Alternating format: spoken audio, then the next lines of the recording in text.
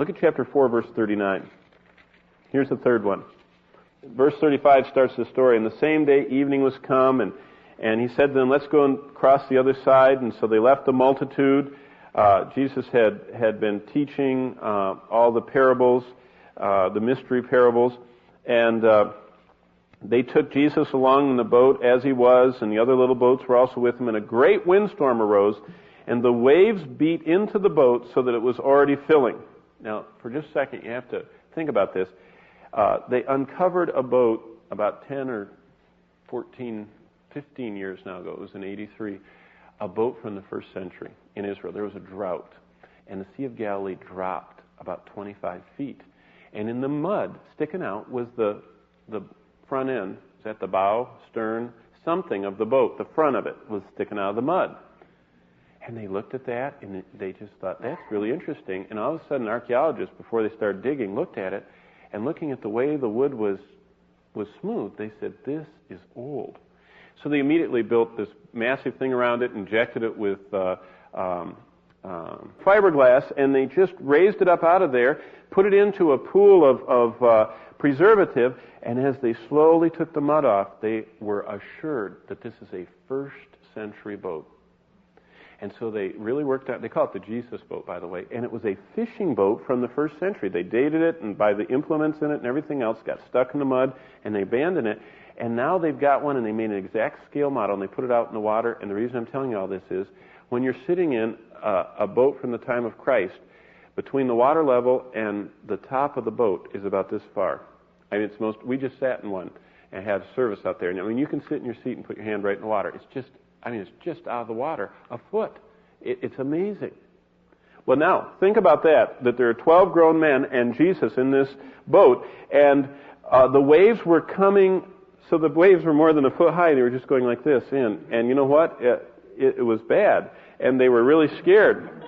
And he was in the stern, asleep on a pillow, which shows his humanity. He was tired. And they awoke him, and they said to him, Teacher, do you not care that we're dying? They didn't have any doubts about him. They knew he could take care of himself. They were dying. They were perishing. And so Jesus, I mean, what a beautiful picture. He arose, and it says that he rebuked, he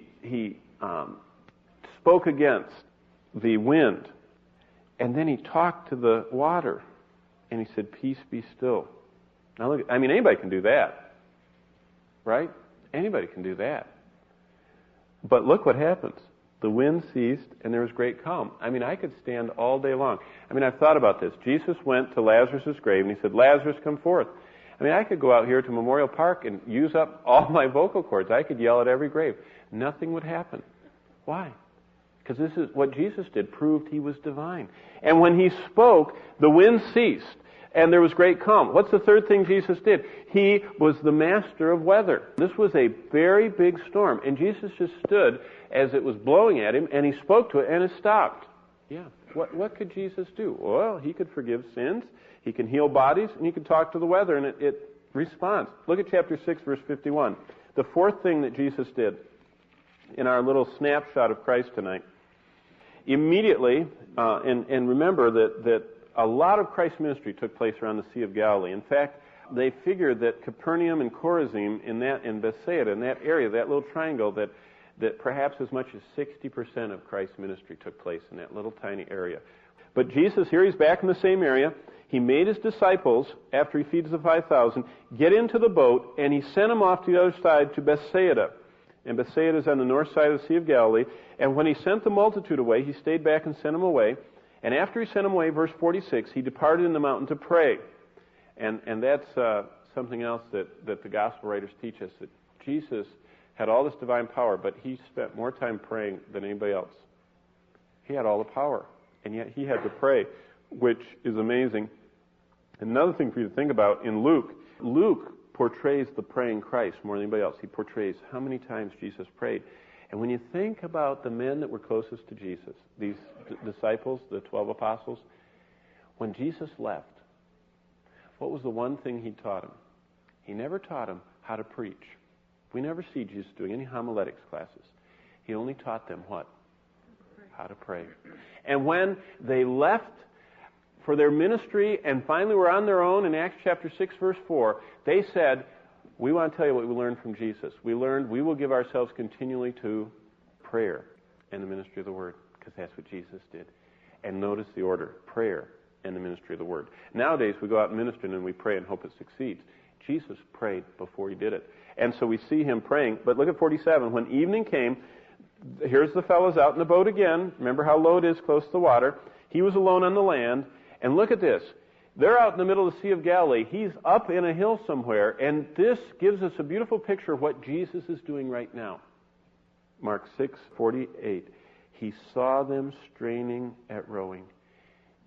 You know, I don't know about you, but you might be resisting some sin, or you might be fighting against some temptation, or you might be struggling with something from the past.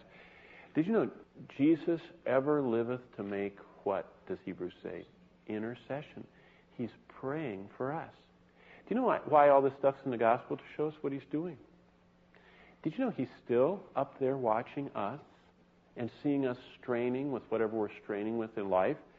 And look what he does. He doesn't just up there and go, oh boy, look at they're having a hard time. But about the fourth watch of the night, he came to them. And the first watch was 6 to 9. The second watch was 9 to 12. Third watch was 12 to 3. The fourth watch was 3 to 6. These guys had been paddling all night long. I mean, they are pulling, and I mean, they thought they were losing their lives again. And the wind was against them, and in the fourth watch of the night, he came to them. You notice Jesus came to his disciples in need.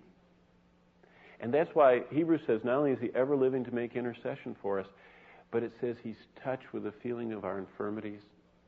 And in all points he was tempted like us. And he can perfectly, Hebrews 5 says, make intercession for us because he can feel with us. See, that's why all the gods of the other civilizations were distant.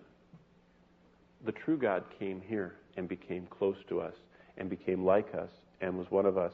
Well, he came to them walking on the sea, and look at this, and would have passed them by. Now, listen. Do you remember blind Bartimaeus on the road to Jericho? He was sitting there begging, and another fellow with him. And you know, blind people, they can't see, so what do they develop? Acuity in their hearing. And these guys picked up everything. They could hear, they could hear the crowd, and they could feel the crowd just by what they're doing, and they could sense everybody was getting excited. And they said, what's going on? What's going on? What's going on? And I remember the classic words, Jesus of Nazareth passes by. And you know what? When Jesus was passing by, blind Bartimaeus wanted to get near him. And Jesus wanted to see if these men were interested in his help. And so look here they are, one of the funniest pictures in the Bible. Here are these men paddling, as hard as they can, trying to go this way, and they're not getting anywhere. And the wind's blowing them, and they're paddling away with their paddles, and the water's sloshing in, someone's bailing it out, and there comes Jesus walking right by them. I mean, just unhindered by the waves, unhindered. And I can just see what happened because creation knew him. Everywhere he took a step, it just was crystal, flat like a mirror. He's just making these footprints across, just walking right by him. And notice their reaction. When they saw him, they were troubled, which says it mildly. By the way, the other gospel writers say that they were just horrified. They were terrified. And they supposed it was a ghost. And here it says they screamed.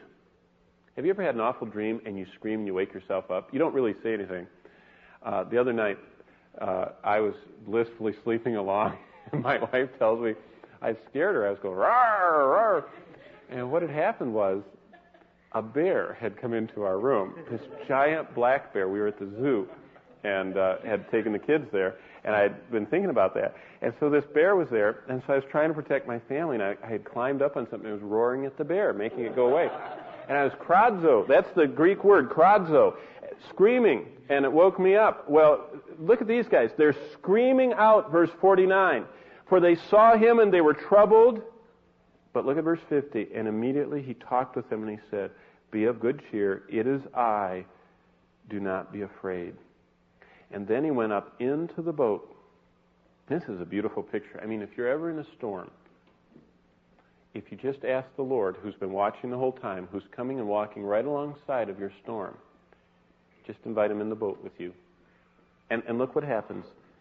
As soon as he got into their boat, the wind ceased, and they were greatly amazed beyond measure, and they marveled because they had not understood about the loaves, because their heart was hardened. Little insight. They were over familiar with Jesus. They just saw him feed 5,000 people, and they didn't even get excited about it. And it didn't make them worship him for who he was. And so what he did is he let them go through the storm so they would need him. Now, here's a little lesson. If someone is attacking you, an attacker in life is called an adversary. Don't fight them, because God sends adversaries to check our hearts. If things aren't going well in your life, if everything is against you, if it seems like you're rowing against the wind and getting nowhere, don't look anywhere but to the Lord to say, why? What is it you want me to know? What do you want me to do? In fact, Job wasn't supposed to ask why. He was supposed to ask what when he went through his troubles. And I think we need to too. We need to say, what do you want me to get from this, Lord? Because look, he had a lesson for him. He says, you're going through the storm, you're sinking, you're screaming because your heart is hard. And I don't let my servants have hard hearts. Well, what do we see about Jesus? 2:5, he forgives. 2:11, he heals. 4:39, he masters the weather. 6:5, he calms 6:51, he calms the storm.